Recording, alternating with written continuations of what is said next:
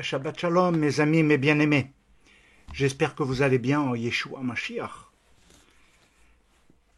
J'espère et souhaite de tout mon cœur vous trouver en bonne santé et surtout en pleine forme. Que Dieu puisse vous bénir, vous accompagner et vous garder dans sa paix. Que votre cœur ne se trouble pas et qu'au contraire il se réjouisse dans son nom et dans sa présence. Alors, dans ce temps ouvert dans le cheminement qui approfondit le sens de la tefila, de la prière, parce que nous vivons des temps résolument particuliers. Cela ne touche pas que notre pays, la France, mais le monde entier, comme vous le savez. Il y a beaucoup d'interrogations, il y a beaucoup de questions qui se posent, mais également beaucoup de choses qui sont en train de changer. Aussi, soyons attentifs à la parole prophétique que le Tanar et la Haftara, les prophètes, nous ont communiqué. Nous serons bientôt dans la fête de Hanouka, qui est la fête de la dédicace que nous trouvons dans Jean 10.10 pour Yeshua Mashiach, et qui se déroulera du 10 au 18 décembre. Ce sera, une fois de plus, une fête dans un temps particulier, mais en même temps, un cheminement de réflexion sur la pensée. La pensée de Dieu, une pensée biblique ou une pensée profane grecque, gréco-romaine, c'est l'occasion peut-être de méditer et de réfléchir également à cela. Et je crois que cela est fondamentalement important. Alors pour continuer notre étude dans ce cheminement de prière, nous allons voir le 7e nom de la Tefila, Keria, et on le trouve dans les Teilim au chapitre 18, au psaume 18, pardon, et le verset 7. Mais comme vous le savez, nous l'avons déjà pas mal lu la dernière fois, et donc il nous suffit simplement de nous remémorer cela. Et je crois que c'est important, puisqu'il nous est dit dans ce passage, à partir du verset 6, « Dans ma détresse j'ai invoqué l'Éternel, j'ai crié à mon Dieu de son palais, il a entendu ma voix, et mon cri est parvenu devant lui à ses oreilles. La terre fut ébranlée et trembla, les fondements des montagnes frémirent, et ils furent ébranlés, parce qu'il était irrité. » Alors bien sûr que cela constitue un mystère pour beaucoup. En même temps, ça peut effectivement soulever un certain nombre de questions. Mais il nous faut comprendre que Keria est une forme par rapport à la prière et elle a une particularité que nous allons voir. Keria, c'est un cri qui déchire. C'est un cri qui déchire. Comme vous retrouvez l'expression « les montagnes furent ébranlées », etc., mais un cri qui déchire parce que l'Éternel a été irrité. Alors il est vrai qu'il est rare, voire extrêmement rare, d'entendre parler de l'irritation de Dieu. Dieu peut-il être en colère? Dieu peut-il être irrité? Beaucoup l'interprètent malheureusement de différentes manières.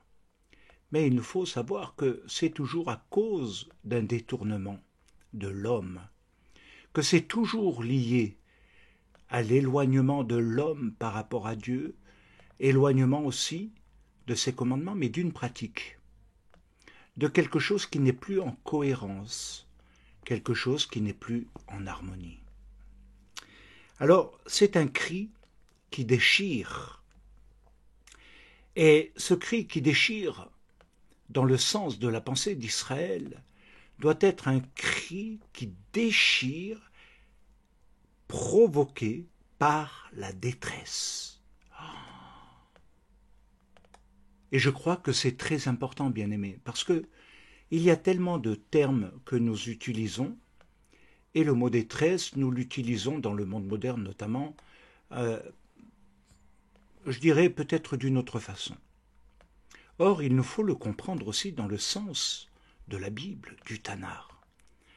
Et ce que nous appelons également le cri de détresse par rapport à Dieu, c'est comme un cri qui appelle au secours parce qu'il n'y a plus de secours, parce qu'il n'y a plus de solution, parce qu'il n'y a plus rien d'autre vers quoi se raccrocher qui pourrait nous sortir de notre situation. Donc c'est un cri, on va dire, déchirant du cœur, un cri déchirant du cœur, quelque chose de très important à comprendre.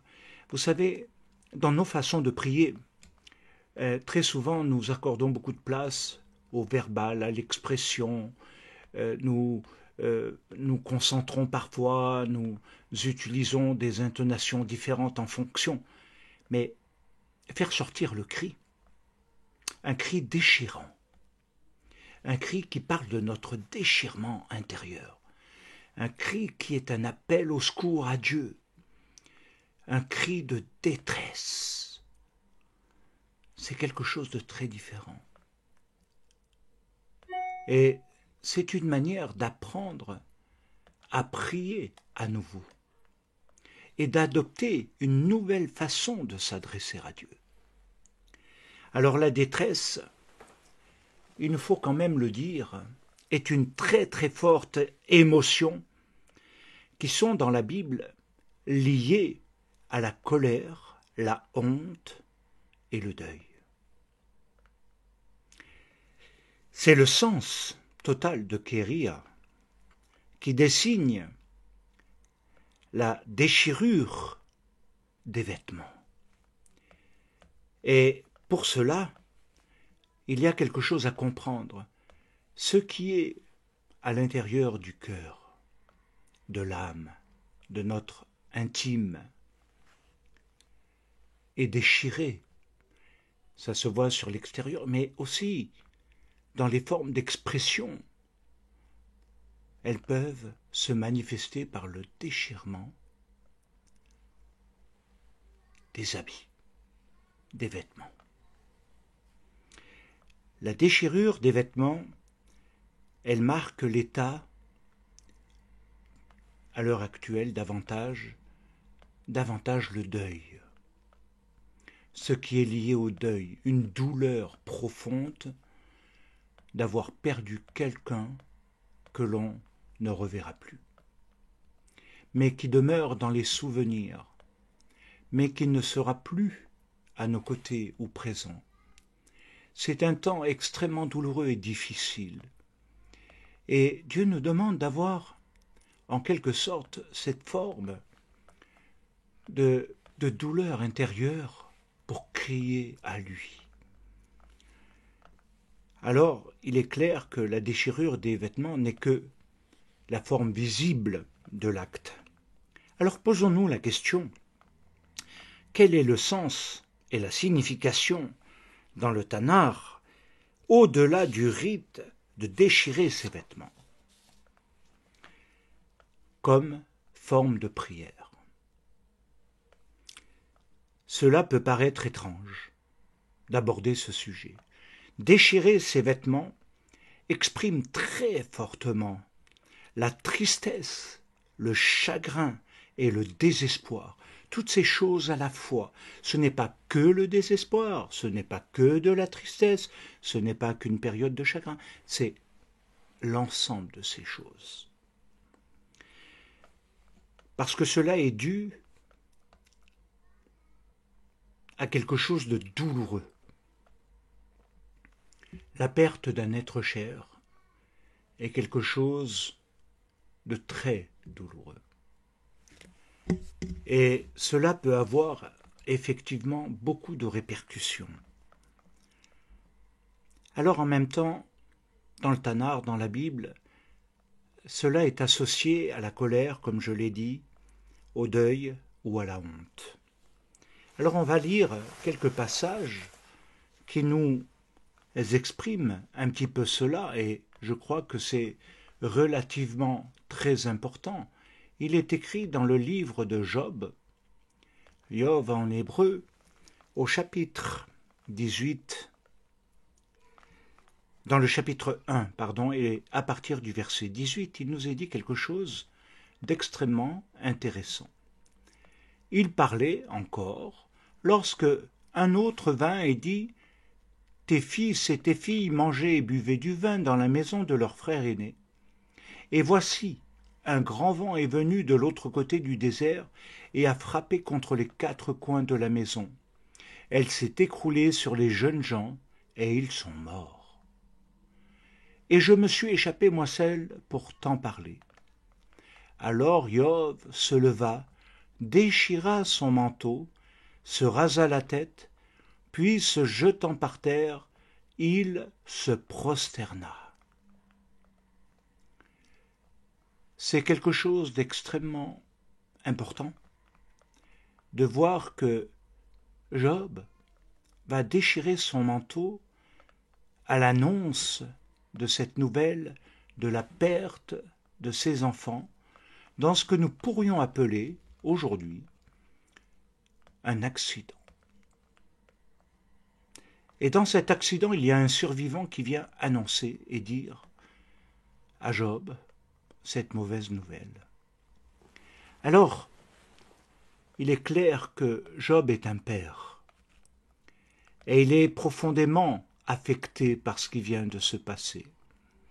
Il est véritablement touché au point de dire « Je suis sorti nu du sein de ma mère et nu je retournerai dans le sein de la terre.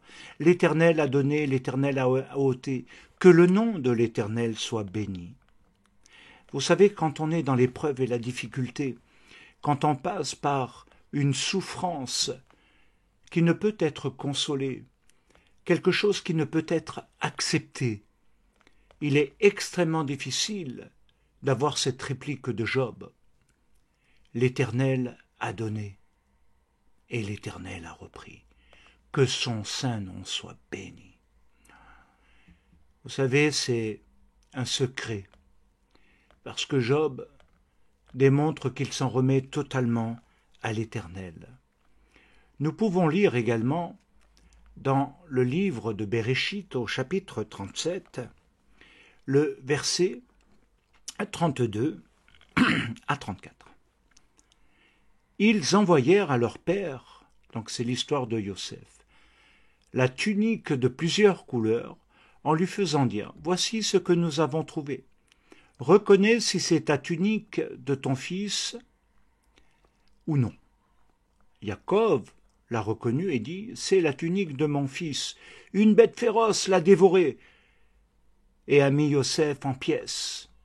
Il déchira ses vêtements, il mit un sac sur ses reins, et il porta longtemps le deuil de son fils, longtemps.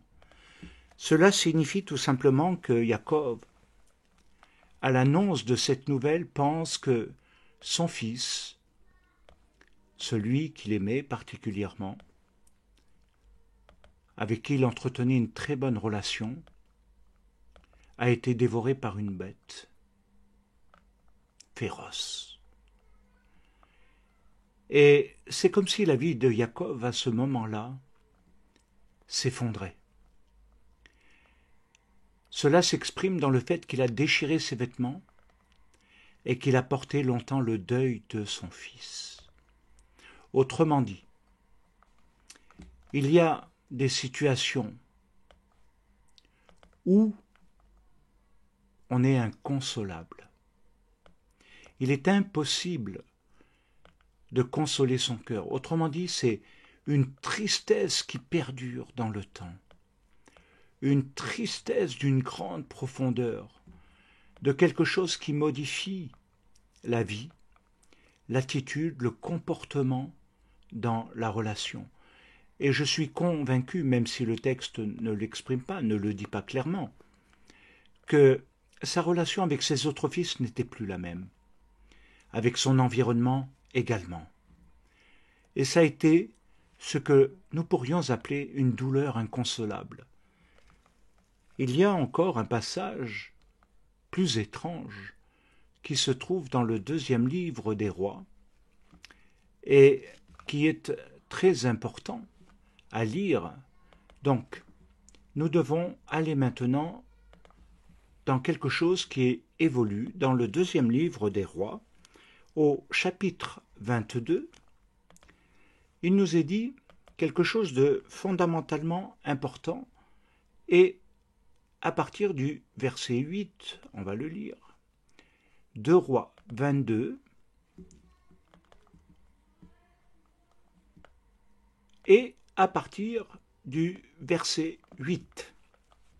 Alors, Hilchia, le souverain sacrificateur, dit à Shaphan, le secrétaire, « J'ai trouvé le livre de la Torah, ou le Sefer Torah, dans la maison de l'Éternel. » Et Hilchia donna le livre à Shaphan, et Shaphan le lut. Puis Shaphan, le secrétaire, alla rendre compte au roi et dit, « Tes serviteurs ont amassé l'argent qui se trouvait dans la maison et l'ont remis entre les mains de ceux qui sont chargés de faire exécuter l'ouvrage dans la maison de l'Éternel. » Shaphan, le secrétaire, dit encore au roi, « Le sacrificateur Hilchia m'a donné un livre, et Shaphan le lut devant le roi. Lorsque le roi entendit les paroles du livre de la Torah ou le Sefer Torah, il déchira ses vêtements. Et le roi donna cet ordre au sacrificateur Hilchia, à Achicham, fils de Shaphan, à Akbor, fils de Miché, à Shaphan le secrétaire, à Saïa, serviteur du roi, allez consulter l'Éternel pour moi, pour le peuple et pour tout Yehuda, au sujet des paroles de ce livre qu'on a trouvé, car grande est la colère de l'Éternel qui s'est enflammée contre nous, parce que nos pères n'ont point obéi aux paroles de ce livre et n'ont point mis en pratique tout ce qui est prescrit. » Et là, nous nous trouvons à nouveau dans quelque chose de très différent. Il ne s'agit pas de la perte d'un être cher, d'un membre de la famille ou d'un ami très proche ou quoi que ce soit. Là, le roi va déchirer ses vêtements lorsqu'il va entendre les paroles du Sefer Torah. Et tout à coup, il prendra conscience que les pères n'ont point obéi aux paroles de ce livre et qu'ils n'ont pas mis en pratique ces paroles. Et il dit par ailleurs, la colère de l'Éternel s'est enflammée contre nous à cause de cela. Et c'est pourquoi, lorsque le roi a entendu ces paroles, il a déchiré ses vêtements. Il a déchiré ses vêtements, c'est quelque chose qui n'est plus seulement sur le plan affectif, émotionnel, mental, etc., psychologique si vous voulez, mais spirituel. Ça touche quelque chose de spirituel, de Sefer Torah. Alors il faut savoir que la déchirure, Beshat, Imom, se fait toujours dans quelque chose qu'il nous faut comprendre, c'est toujours dans le moment où l'émotion est la plus intense. Le moment où l'homme vit l'émotion dans sa plus grande intensité. Et je crois que c'est très important, parce que dans les 3 cas, nous pouvons comprendre dans les 2 premiers la déchirure des vêtements qui manifeste cette douleur intérieure, interne. Ce côté où nous avons pu percevoir que Jacob sera inconsolable de la perte de ce fils qu'il aimait. Et dans le 3e cas, nous voyons une autre émotion. Nous voyons se dégager une émotion qui n'est pas simplement liée à l'environnement, mais spirituelle, en rapport avec le Sefer Torah. Ça doit nous faire comprendre, dans ces moments-là, que cette émotion qui amène cette déchirure du vêtement, qui est un déchirement intérieur, profond, douloureux, inexprimable quelque part, eh bien, il marque la profondeur d'un état de choc. Quand l'homme, dans cette intensité de l'émotion, entend quelque chose, il s'effondre. C'est ce qu'on appelle l'intensité, la profondeur du choc face à une nouvelle. La réaction qui va tout modifier, tout changer. Mais il y a également ces réactions de choc spirituel qui va complètement modifier et changer quelque chose, et de passer d'un état où il y a eu énormément de douleur et de souffrance parce que les pères n'ont pas obéi, parce que les pères n'ont pas suivi, parce que les pères n'ont pas mis en pratique. Et cela a eu comme répercussion énormément de douleur dans le peuple, des pertes, des situations difficiles. Et tout à coup, rien que la lecture du Sefer Torah provoque à l'intérieur du roi quelque chose d'invraisemblable.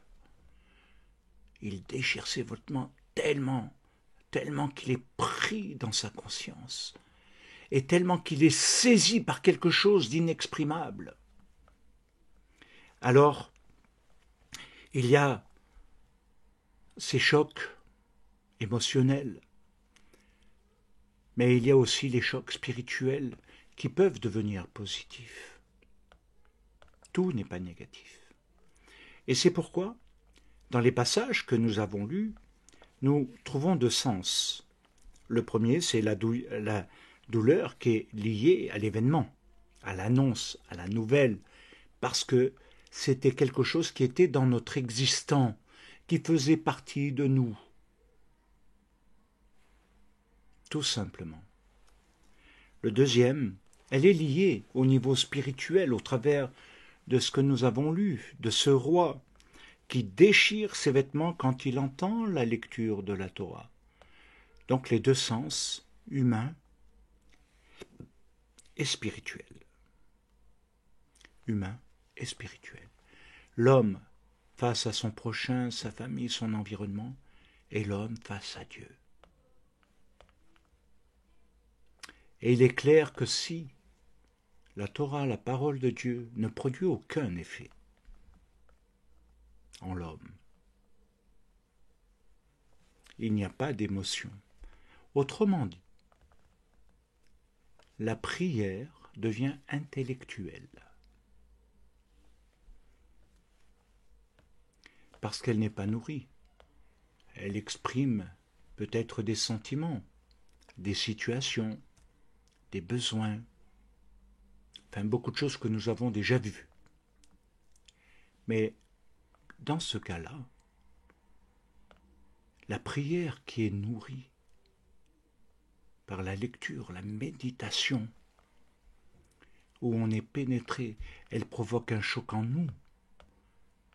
Elle nous fait prendre conscience d'un état spirituel réel. Alors, bien-aimés, nous sommes maintenant plongés dans un mystère merveilleux où il nous est dit Kara lifne Améler, le roi déchire ses vêtements, et dans le chapitre 22 et au verset 13 du deuxième livre des rois, il y a quelque chose qui se précise, parce que nous voyons également les effets Et vous savez que nous pouvons produire la vie comme la mort.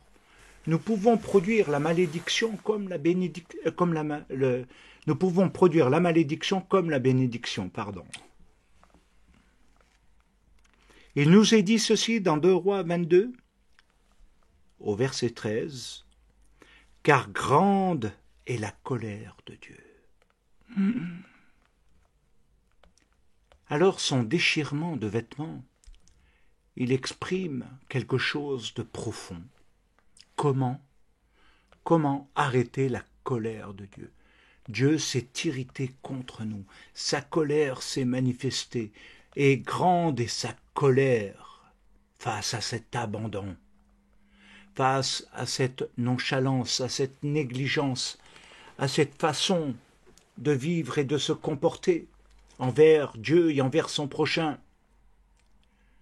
et de vivre comme dans une forme d'insouciance.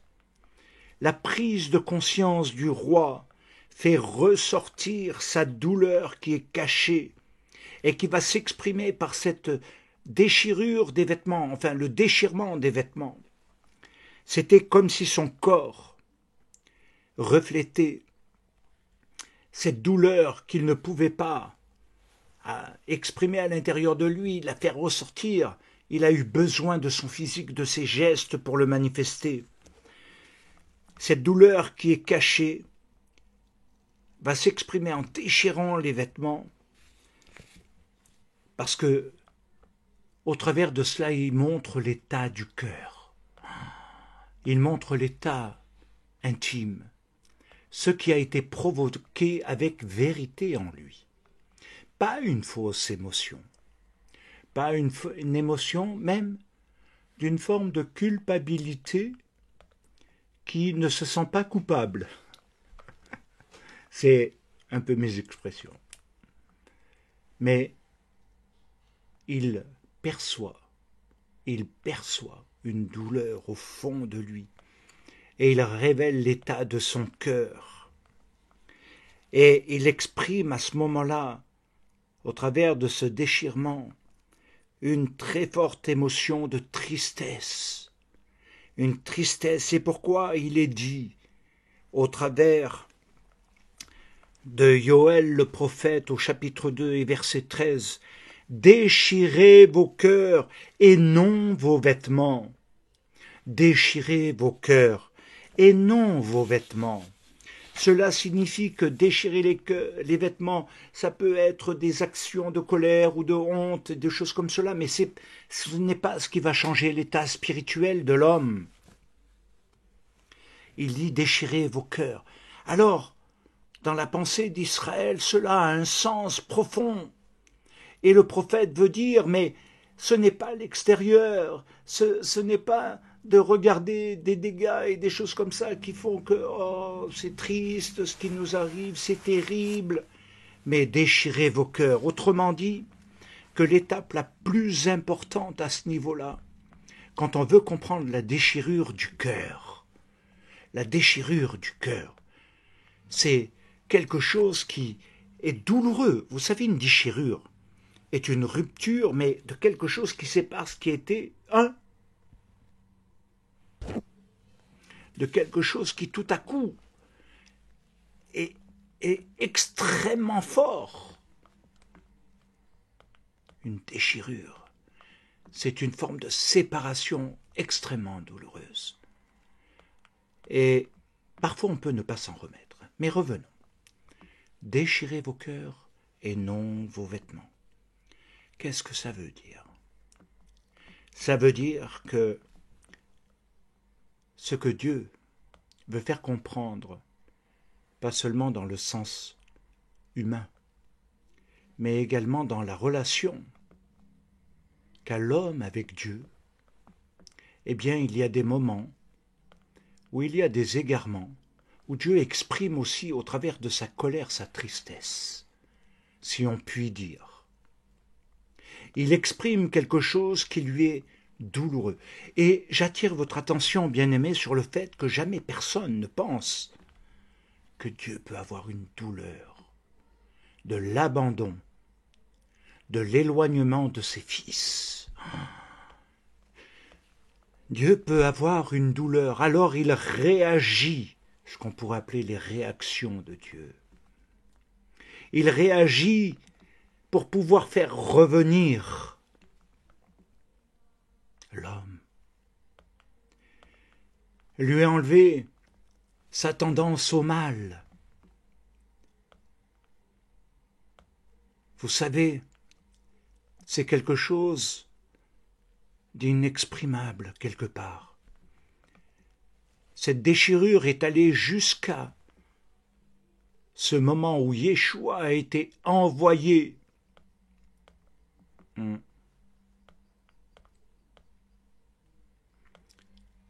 pour qu'il fasse capara pour nous, c'est-à-dire l'expiation de nos fautes, pour nous réconcilier avec Dieu. Bien-aimés, il y a des douleurs que Dieu exprime, pas comme l'être humain. Et lorsqu'il est parlé de la colère, ce n'est pas une colère meurtrière. Ce n'est pas une colère pour tuer par plaisir. Ce n'est pas du meurtre. La colère de Dieu est une douleur de l'abandon de ses enfants, de l'alliance, de la rupture, parce qu'il voit tous les malheurs qui vont frapper. Il voudrait tellement leur épargner cela qu'il exprime la colère. Alors cela marque également quelque chose qui doit nous interpeller. Comme le roi a pris conscience, car la colère de l'Éternel est grande. Et son cœur a été déchiré. Cela signifie que c'est une véritable teshuva,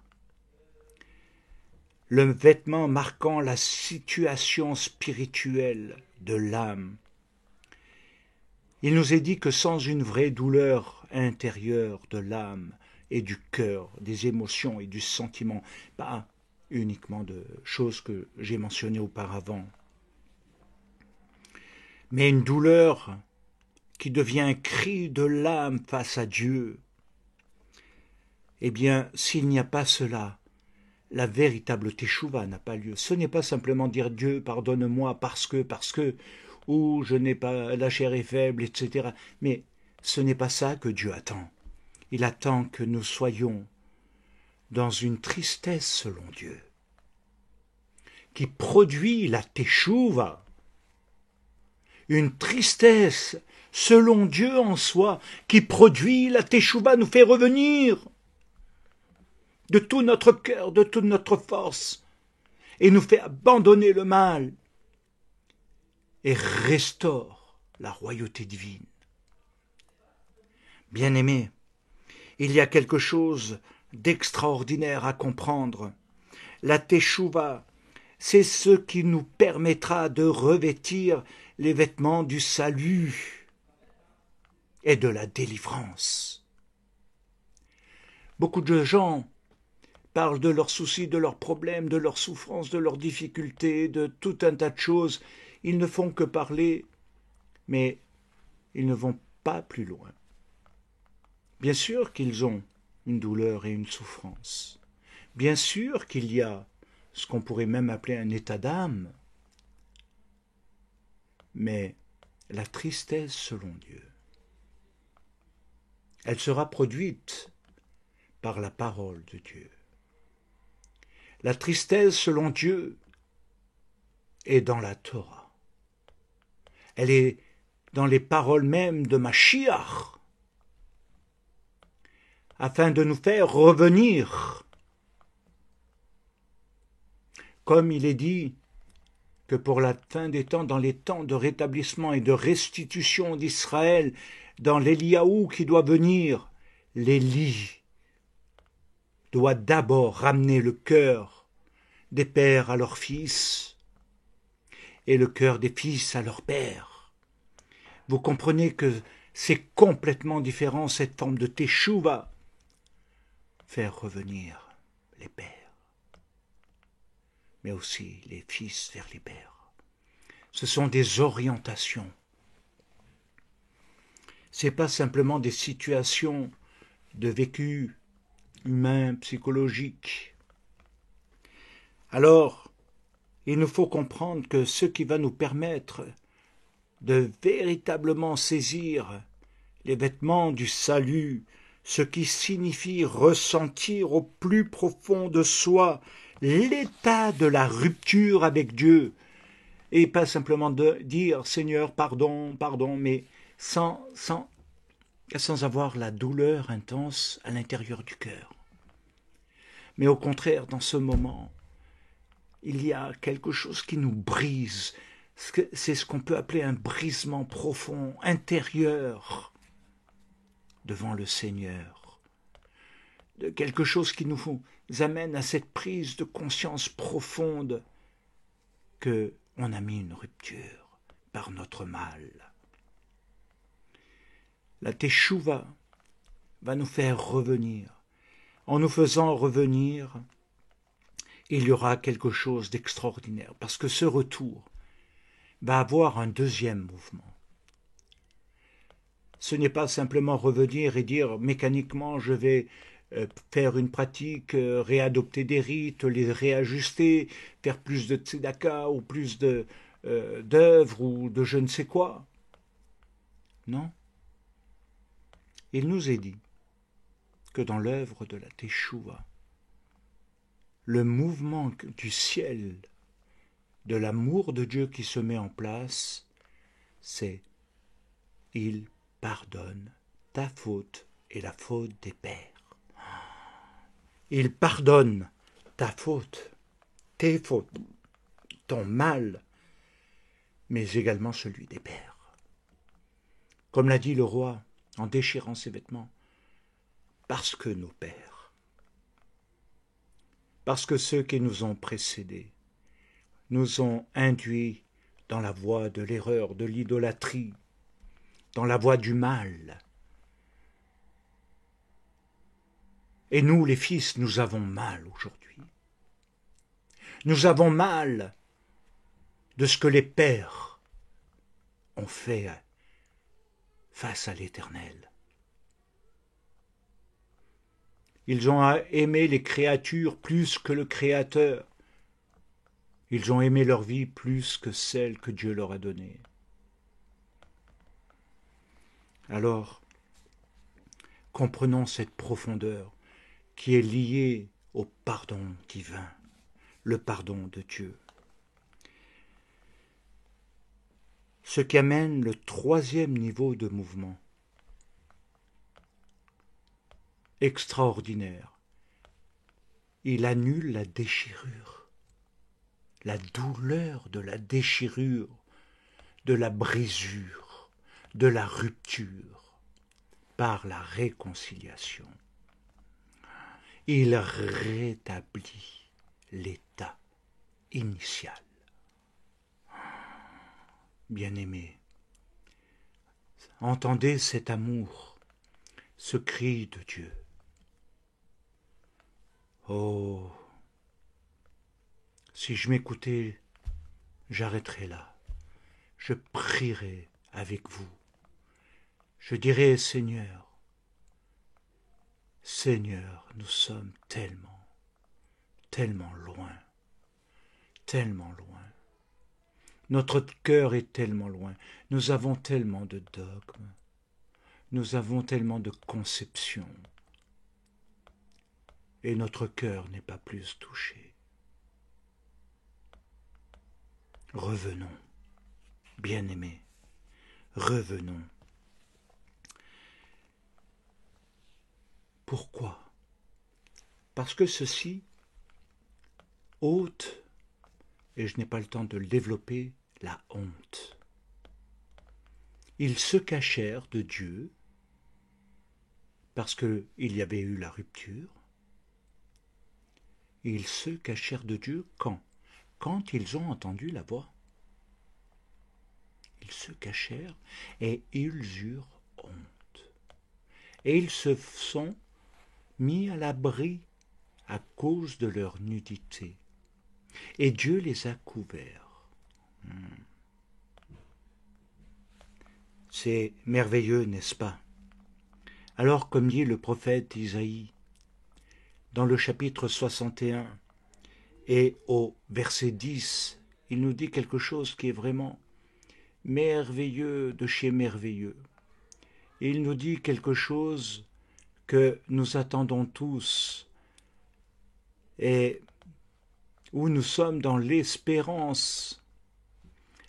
Ésaïe, le prophète, au chapitre 61, nous dit ceci. Et écoutez bien, bien-aimés, interprétez-le surtout très correctement. Très correctement.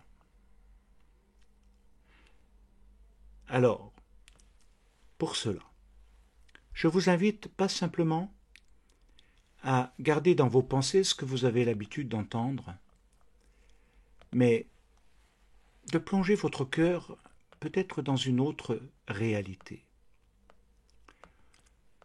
et d'essayer de comprendre.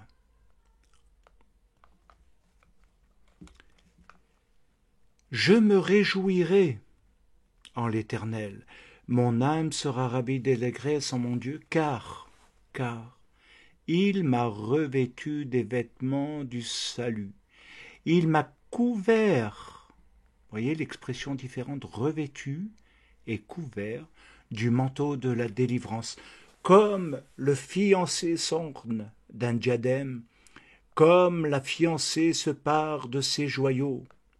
Car comme la terre fait éclore son germe, et comme un jardin fait pousser ses semences, ainsi le Seigneur l'Éternel fera germer le salut, la louange en présence de toutes les nations. Bien-aimés, c'est un passage extraordinaire, parce qu'il nous est dit quelque chose de merveilleux. Il nous a revêtus. Bien sûr qu'il y a ces étapes, mais lorsque nous réalisons que nous les avons traversées, elles vont produire un état d'âme spirituel.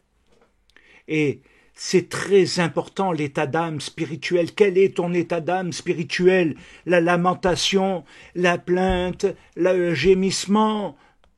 Quel est ton état d'âme? De toujours chercher l'amour à droite et à gauche, de l'affection? Où l'as-tu trouvé en lui? Et l'état d'âme intérieur est ce qui comble le vide du cœur.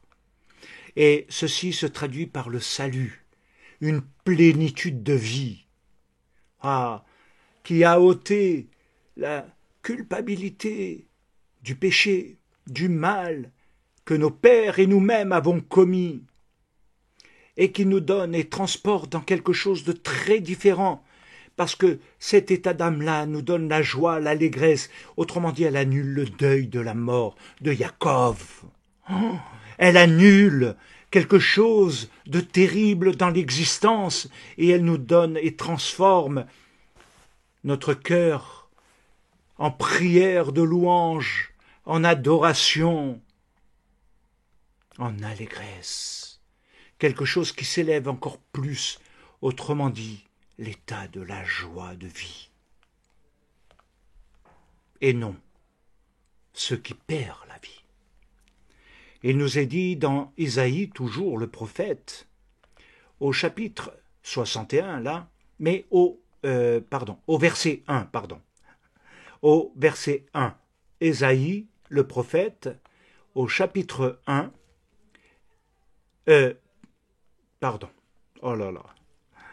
au chapitre 61 et au verset 1, il nous est dit « Ruach Adonai alai, l'Esprit du Seigneur l'Éternel est sur moi, car l'Éternel m'a oint pour porter de bonnes nouvelles aux malheureux. Il m'a envoyé pour guérir ceux qui ont le cœur brisé, pour proclamer aux captifs la liberté et aux prisonniers la délivrance, pour publier une année de grâce de l'Éternel et un jour de vengeance de notre Dieu, pour consoler tous les affligés. » J'aimerais tout simplement que nous puissions nous arrêter sur le fait que l'Éternel m'a envoyé. Et l'Éternel m'a envoyé pour guérir ceux. Alors bien sûr, lorsqu'on parle du cœur brisé, aujourd'hui on est beaucoup dans la psychologie humaine, sociale, vécue, etc. On pourrait tellement donner de réponses. Mais également de comprendre une vie brisée spirituelle.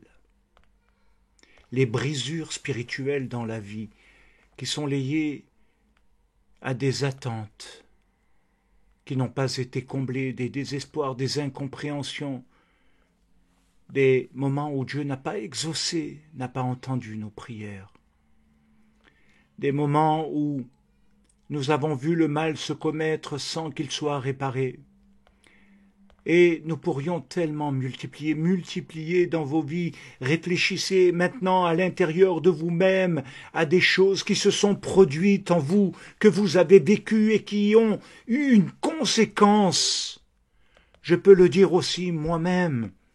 Il y a eu des choses qui ont été terribles de ce côté-là. Des brisements. Mais il y a quelque chose que j'aimerais vous dire. Nous pouvons rester dans ce brisement et chercher toujours à en guérir ou à trouver des réponses, mais vous l'avez maintenant d'une autre manière. Il m'a envoyé pour guérir l'âme spirituelle, le cœur brisé par les douleurs et les souffrances spirituelles. Les choses impalpables. Il m'a envoyé. Alors cela veut dire, dans la pensée d'Israël, qu'il a déchiré les cieux pour venir. Il a déchiré les cieux, les 7 cieux, pour nous délivrer et nous guérir. Guérir, c'est d'être délivré de la tristesse de la mort. Parce que voilà ce qui empêche l'expression de la joie, c'est la place de la mort dans la vie de l'âme.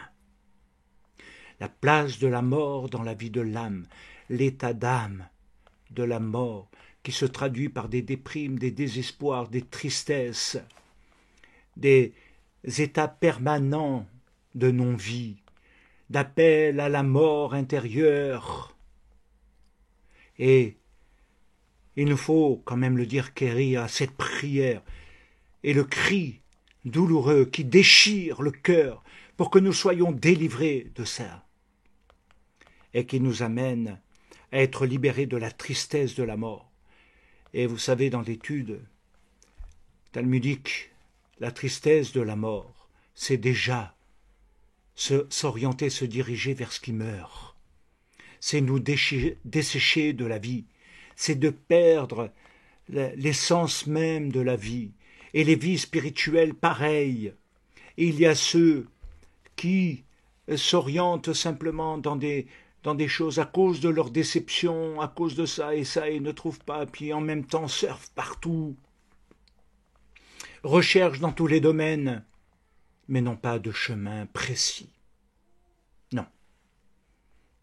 Vous ne me ferez pas croire que vous avez un chemin précis.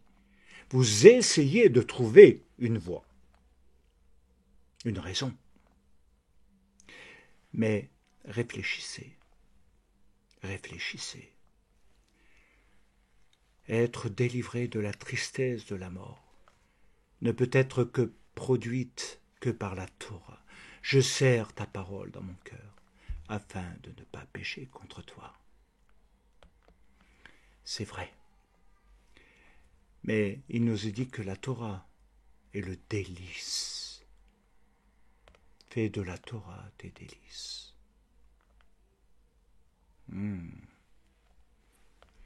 Si vous ne faites pas de la Torah vos délices, de quoi êtes-vous nourris?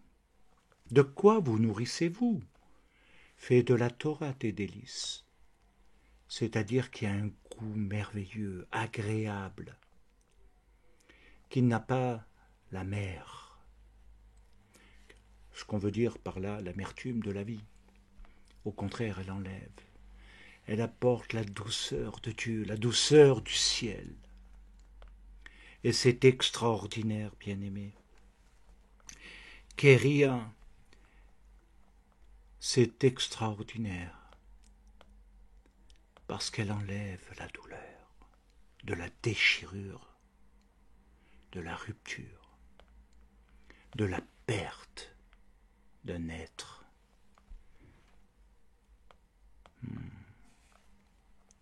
Prier dans le sens de Kéria, c'est tout simplement en déchirant ses vêtements. C'est jeter ses vêtements sales, les vêtements de la souillure, de l'ignominie, du mal, de tout ce qui a été malheureusement à un moment donné une source de non-vie, de tristesse, de quelque chose qui a anéanti l'homme dans son être. Alors, si nous voulons le comprendre, pour être revêtu, il faut ôter les vêtements. Il faut faire une déchirure intérieure et mettre en rupture une vie mauvaise. Mettre en rupture quelque chose qui ne donne pas la consolation, la joie, mais produit la mort. La mort dans l'âme. Jeter ses vêtements sales de l'âme, c'est se revêtir de Yeshua Mashiach, parce qu'il a vaincu la mort. Et au travers de cela, nous donne la vie en abondance. Ce qui nous donne un autre terme de Tefila, mais il serait beaucoup plus long et tellement merveilleux à étudier que je ne vais donner que quelques énoncés que nous reprendrons la prochaine fois et qui est très important. Parce que tout cela conduit maintenant à ce terme qui s'appelle Nipoul. Et Nipoul, nous le trouvons dans le livre de Dvarim, et je crois que c'est très important de pouvoir le lire ensemble. Alors, dans Dvarim, il nous est dit quelque chose qui va certainement, ça je le pense sincèrement, vous surprendre. Alors, il se trouve dans le chapitre 9 et dans le verset 18.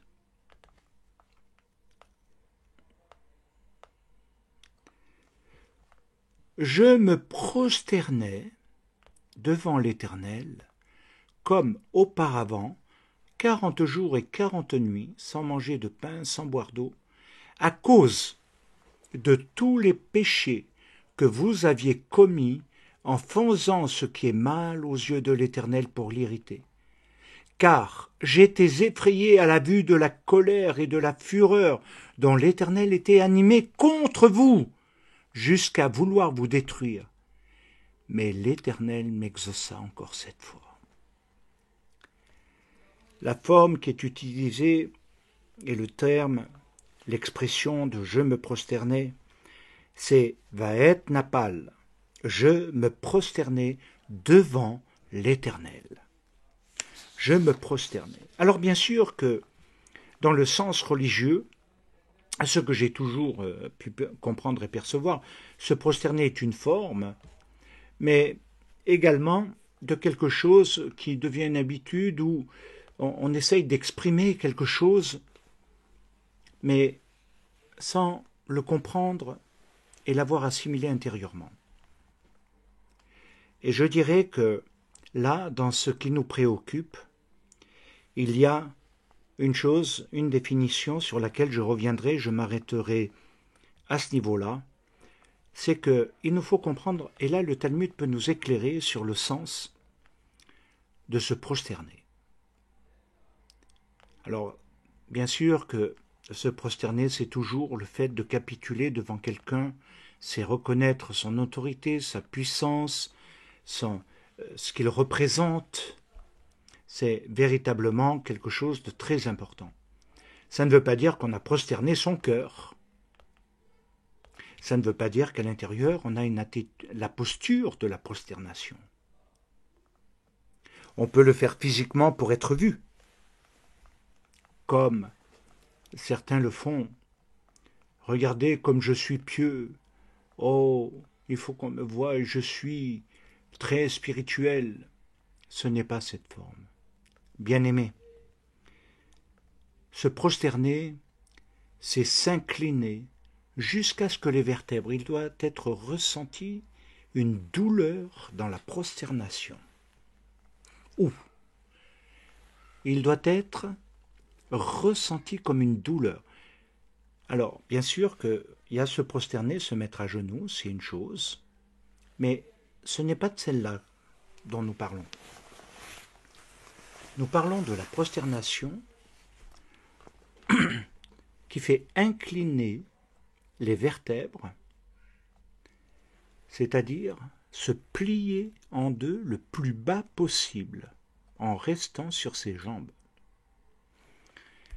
Et vous savez qu'à un moment donné, rester plié en deux quand on veut se relever, c'est très douloureux.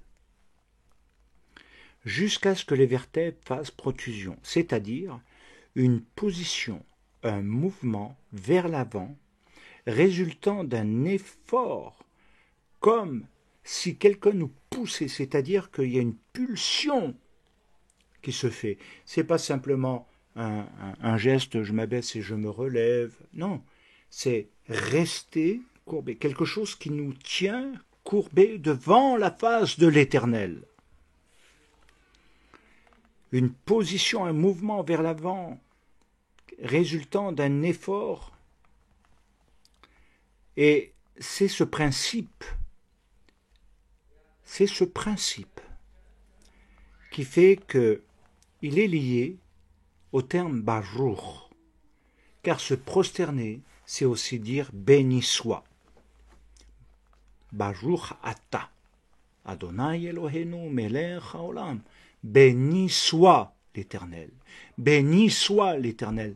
Et cela veut dire je m'incline, j'incline, mais pas dans quelque chose qui est simplement facile à faire, quelque chose qui provoque aussi une douleur parce que l'homme par nature, dans son moi, dans son ego, ne se plie devant personne. Il ne plie pas son cœur. Il ne se plie pas. Il ne reconnaît pas l'autorité de l'autre. Et il a du mal. Il peut le faire physiquement, mais spirituellement, le geste est très différent.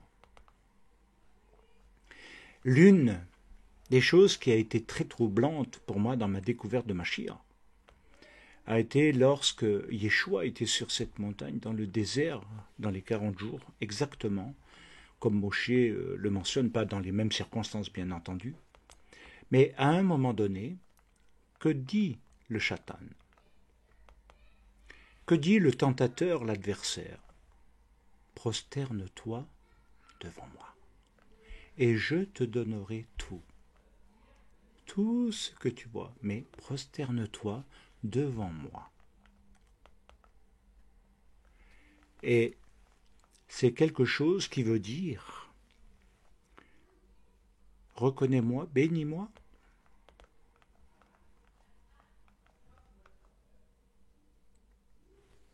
Et je te donnerai. Et Yeshua lui a répondu. Ce que vous connaissez certainement tous. Tu n'adoreras le Seigneur l'Éternel que lui seul. Quelle réponse extraordinaire, n'est-ce pas? Et je suis convaincu, mes bien-aimés, que nous devons comprendre au travers de cela, parce que se courber dans ce sens nous ramène également à la compréhension de Jacob devenu Israël quand il lui dit « Bénis-moi » ou il a été frappé à la hanche et il s'est courbé obligatoirement. Et je crois que c'est très important. C'est pas simplement incliner la tête, mais se plier en dents. Comme si, tout à coup, il y avait ce mouvement qui faisait rejoindre les genoux, d'où le sens que le mot genou est lié au thème Berer, qui veut dire plier le genou devant sa face. Et je crois que c'est très important, parce que Baruch, qui bénit, est lié au mot genou, Berer, qui veut dire plier le genou devant sa face. Et là, c'est réellement de reconnaître sa royauté, c'est sortir de son moi, de son ego, de sa personne, de quelque chose où on a la place principale et où on voudrait envers les autres avoir la place principale et que ce soit les autres qui se courbent devant nous et nous reconnaissent.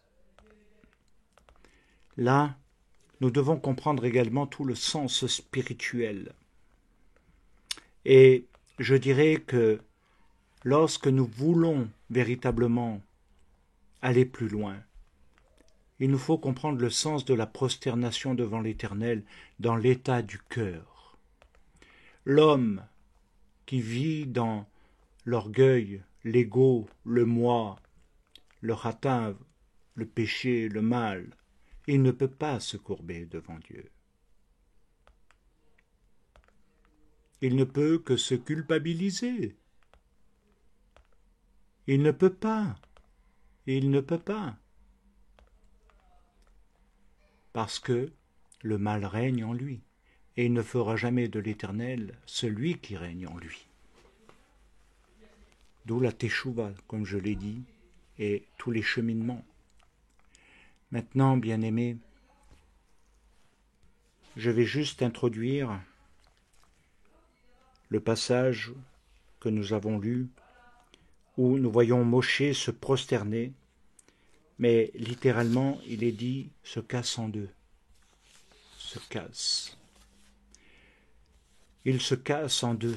C'est quelque chose d'incroyable. Il se casse en deux, mais pas pour lui-même. Et regardez, il se casse en deux à cause des péchés commis par le peuple. Et dans le verset 25 de Deutéronome, il est dit « Parce que l'Éternel voulait vous détruire ». Et là, nous augmentons dans un autre niveau de Tefila. Nous entrons dans un autre univers. Nous entrons dans une autre dimension de la Tefila, qui est, à mon avis, l'une des plus importantes et fondamentales pour l'homme d'aujourd'hui, s'il arrive à saisir et à comprendre le sens, à vouloir changer au lieu d'analyser, au lieu de rester c'est beau et machin, et puis il n'y a rien qui bouge. Faites bouger vos cœurs. Changez vos cœurs, changez vos vies, changez votre relation avec Dieu. Prenez une dimension nouvelle. Arrêtez de simplement analyser sentimentalement. Sortez de vos sentiments, entrez dans la profondeur de l'esprit. Ayez une vie spirituelle réelle. Alors il est dit, parce que l'Éternel voulait vous détruire. Et se plier en deux donne ces deux sens et mouvements où Moshe se révèle pleinement dans ce qu'il est. Quelqu'un qui a un respect, une vénération pour son Dieu, que personne ne pourra lui ravir. Et le deuxième mouvement, c'est l'amour de son prochain, l'amour de son peuple. Il est bien dit à cause de vous, à cause de tous les péchés, parce que vous avez fauté. Et là, nous allons entrer la prochaine fois dans une dimension extraordinaire de la compréhension de la prière, que peut-être vous n'avez pas perçue comme cela. Et je vous invite, bien-aimés, dans toute cette semaine, à cheminer et à méditer. Arrêtez-vous, arrêtez-vous, arrêtez-vous, s'il vous plaît, et entrez dans quelque chose qui atteint la profondeur du cœur. Cessez simplement d'avoir une pensée intellectuelle et d'avoir vos propres opinions. Entrez dans ce que j'ai dit tout à l'heure. Quand on lit la Torah et que ces paroles deviennent esprit et vie en nous, alors elles vivifient l'esprit. Changez, modifiez. Et là, vous connaîtrez l'amour de Dieu comme jamais. Là, vous ferez une expérience spirituelle différente. Simplement, ça va être un combat intérieur.